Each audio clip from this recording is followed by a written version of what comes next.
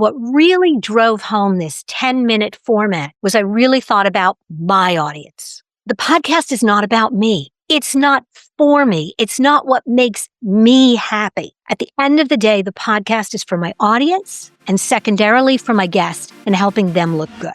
Most hosts never achieve the results they hoped for. They're falling short on listenership and monetization, meaning their message isn't being heard and their show ends up costing them money. This podcast was created to help you grow your listenership and make money while you're at it. Get ready to take notes. Here's your host, Adam Adams. Hey, podcaster, it's your host, Adam Adams. On this episode, we are interviewing Lorraine Ball, who is from More Than a Few Words. And I guess that's kind of partly going into what we're talking about today, because we're talking about how to keep a short and concise podcast episode. So if you struggle with reining in your guest, because they're going on and on and on, Lorraine's been able to get her guest to be able to keep it in 10 minutes or less for the entire episode, rather than 30 minutes or an hour, like some of these episodes might go 40 minutes or more. So I'm going to learn something. I'm going to ask the questions that I need to know. And if your focus is, hey, how do I have super good content? Don't waste too much time. I think you're going to learn that from Lorraine right now. Lorraine, thanks for jumping on. I'm going to ask you, on your podcast, you've done basically 1,200 episodes. How do you keep them under 10 minutes or 12 minutes? How do you do that? It starts with my attention span. As a listener, I like short episodes. So I fast forward through all the fluff on the front end and all the garbage on the back end, and I just dive into the meat. And so I constructed it that way. First thing I do is I make sure that I have a specific topic that my guest is going to talk about. One technology, one key point, one key idea, or if I'm doing my What Went Wrong series, one mistake they're going to talk about. So that sets the tone on the front end. This is what we're going to talk about, and it keeps it focused. The second thing is I prepare my guests. I tell them during the pre-show, this is a 10-minute show, and I watch the shock register on their face because they just panic. I'm like, don't worry about it. We can do this. The way that this works is you've got to think in sound bites. You have to come up for air. You don't worry about the time. Don't even give it a thought. I'm going to manage the time, and I do. All you have to do is I'll ask you a question, answer it, and then breathe. So I can ask the next question, and if we're getting close to conclusion, weave it around to an ending place. And those things really help. And quite honestly, in the 1,200 episodes that I've done, and my early ones were 30 minutes. I thought of it as internet radio back when I started in 2010. What I learned is that a lot of people can't maintain that energy, don't have enough content. And so that's why I went to this. Where I was going with that is in the 1,200 episodes, I've only had to stop 2 guests. I've only had to interrupt 2 of them and say, whoa, we got to stop here. And I'm always really nice. And I won't tell you, one of the 2 was recently, and I had to stop her because she was monologuing. She wasn't breathing and she was way off topic. And so I stopped her and I said, I want this to be good for you. I want this to be the best representation of you. And it's not working right now. Here are 2 or 3 things you can do. Let's take it again. And she took it really well. And the end product is really good. But I try to do that in the pre-show. When is the pre-show? Right before the show. Okay. How long do you book to have a 10-minute call with somebody? I normally book 30 minutes. I usually spend 5 to 10 minutes up front, kind of going over, here's how this works. And I hope that my guests are good guests. I hope that they have listened to a few of the episodes so that they get the flow. You're a podcast host. You know this to be true. Most guests don't. So I kind of take them through that. Usually takes 5 to 10 minutes. Usually takes 10 to 11 minutes to record it. And 5 minutes for download, cleanup, wrap up. Here's when we can expect the episodes. This is what you're going to get from me. And we're done. Okay. 5 or 10 minutes to get prepared. 10 or 11 minutes on the recording. And then while you're still on with that person, you go and figure out when their episode's going to be launched. Well, I have a schedule. I already know. So I just pull up the spreadsheet while the episode is downloading and processing and doing whatever it does. I'm like, okay, so you're scheduled for October 8th and I'll send you some shorts. I'm going to send you some video, full-length video. And here's about when you can expect it. And then you'll get links when the show goes live to any of the pieces I can't link to until it goes live. How do you systemize all that back-end stuff? Do you have somebody editing for you? Are you sending these links out? Or is it part of some CRM that automatically sends things? So when I ran my agency and I was doing a lot of other things and the podcast was a sideline, I had a team that did everything, recorded it and said, I'll figure this out. And when I sold the business, I've taken a lot of that back on. What I've also gotten to with this show, with my audience, I do a very light touch on the editing. I rarely change a lot of what someone says unless the conversation sounds like, and I did this, and beside the fact that my ears start bleeding, unless I've got that, I really just do a very light touch. I download the transcript so I can read and very quickly pick out, I got to be at 2 minutes and 36 seconds to fix this.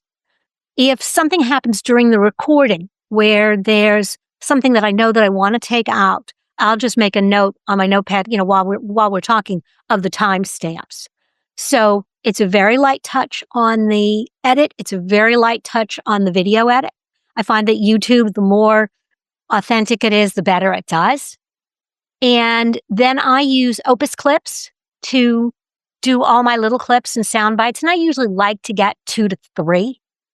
And again, I have a standard template that I use on Canva that I drop the clips into. I have standard social shares that I upload the person's face into. I actually lean on ChatGPT to write my episode summaries. And it's gotten pretty good. I gave it, when I first started using ChatGPT, I gave it 3 articles that I wrote that were very much my voice, my style. And I said, this is who is writing. I want you to write a description for ChatGPT as if another AI tool was going to write for me, define my voice. And I was stunned with how good the description was. And so I have a standard GPT that is, this is another interview with Lorraine Ball. Write it in her voice and give me a quick summary, 2 or 3 action points. I have it write or suggest titles. Sometimes I like them, sometimes I don't. I have it suggest relevant pull quotes and social media shares. And then all I have to do is copy the ones that I like into my template for the social shares, or I copy them and store them till I'm ready to do a batch run on scheduling and posting. Thank you for running through all that. And I want to ask you a couple of questions. You mentioned when you're starting an episode, you want that episode to have one technology or one key point, etc. Mm-hmm. When do you know what that is? Is it before you ever interview somebody? Is it in the first 5 minutes on? Tell me about that. So when you apply to be on the podcast, I'm going to ask you, what are we talking about? So that's all in full disclosure. I use PodMatch a lot. I think that may even be where we connect. Yeah. So when somebody says, hey, I want to be on the show, first thing I'm going to do is I'm going to look them up, because like a lot of established podcasts, I get way too many people that are applying. I can't interview all of them. And quite honestly, a lot of them don't fit. So I'll look at their bio. I'll look at what they've talked about. And then I will either go back to them and say, if they haven't suggested it in their pitch, which I think they should, I may go back to them and say, hey, I noticed you talk about this. I think this would be a cool angle. If not, when they schedule it, I may leave it open-ended, but then when they schedule, I'm going to ask them, what are we talking about? And again, I'm looking for that one action, one item. I've got 1,100 episodes. I don't need somebody to come on and talk for 10 minutes about why you should be on social media. Not anymore. I don't even need somebody to come on and talk about why you need to be using AI. And so if somebody suggests that, I'm going to push back and say, hey, I've covered this topic X number of times. So what's your unique angle? And sometimes I'll even pull up, I have all 1,200 episodes in a spreadsheet. I can filter by title or topic. So I can rapidly pull URLs for the last 5 conversations I've had on AI, paste that in my note and say, this is what we've already talked about. What do you bring to the table? Mm-hmm. Good stuff. Mm-hmm. And is it challenging to keep it to 10 minutes after all of that? It takes practice. I'm not going to say that you can walk in and do this on the very first try. But what you need to understand, when you read my bio and it said I was a professional speaker, in that role, I have been asked to go in and do 2-hour workshops, 30-minute keynotes, or 5-minute previews. And so I have to be able to take a topic and condense it and condense it and condense it. And it takes practice. But once you get used to it, it's not hard. And if the conversation is really great, I mean, really great, and we're rocking and rolling, and I know there's something else there, I'm going to be like, at about 9 minutes, I'm going to be, wow, this has been awesome. And you know what? I have a dozen more questions. So I would love to have you back. Yeah. And I've never had a guest say, oh, live while we're recording. No, I don't want that. And at that point, I will either say to them, once we're done recording, I'll either say, hey, if you have 10 more minutes, we can do the second half of the show. If you'd rather, we can schedule another time. 9 times out of 10, we do them back to back. And so now my recording time is, 40 minutes instead of 30. I don't schedule episodes back to back to back. I don't have to. I am releasing 1 10-minute episode a week. And so now what I'm doing is I'll do 2 or 3 recordings in a day, and then I won't record for a week or 2. And then I'll do 2 or 3 recordings. And one of the ways that I manage doing this on my own without my team is a batch. I will edit 4 episodes in rapid succession. I will do 4 sets of graphics because I'm in the software one after the other after the other. I'll do the 4 videos. Instead of going from transcript to video to editing the audio and then starting over again, that is a much slower process. Yeah. Oh, I had another question for you that came up while you were sharing and I lost it, but that's okay. Maybe it'll come back. So let me pause. Hey, my friend, as you know, this episode is sponsored by my company, growyourshow.com. We want you to be able to have the best tools at your disposal without costing you a whole arm and a leg. So right now you can get a free list of vetted equipment that like mics, mixers, webcams, sound treatment, editing software, everything that you need. I created the whole PDF with direct purchase links just to save you time and money, to help it be more convenient for you. So this free PDF will help you skip all the guesswork. If it's on there, it's vetted and approved by yours truly. And if it's not on there, it's probably not worth the money. So go ahead and get yours at growyourshow.com/PDF. Let's get back into the show. I want to bring that to light because that's something that I think a lot of podcasters totally mess up on. What they'll end up doing is they'll say, I've got this person for an hour. I need to try to get as much as I can. I need to get their whole backstory. I got to get all the funny things. I have to get any question possible. And when I listen to those episodes that give you everything, I don't really get much out of it. And it's interesting. You are focused on, hey, 10 minutes, 1 key point, 1 technology. I'm confident that if I listen to your podcast, I'm going to get that out of that. I'm going to listen to that one thing. I'm going to have the takeaways that I need to do something about it. But if I listen to your whole backstory, listen to you read somebody's bio, and then ask them every question you possibly can about their history, about what they're doing now, how did they get started into this business, and try to get like the 10 different takeaways, I'm probably not going to remember any of those takeaways. So I love how you're doing it. And I'm wondering, right now, just what got you to that place? Like, is it just because of listening to podcasts? Is it because you're speaking? And when answering this, like what got you to that place to be able to just know that we want one clear idea?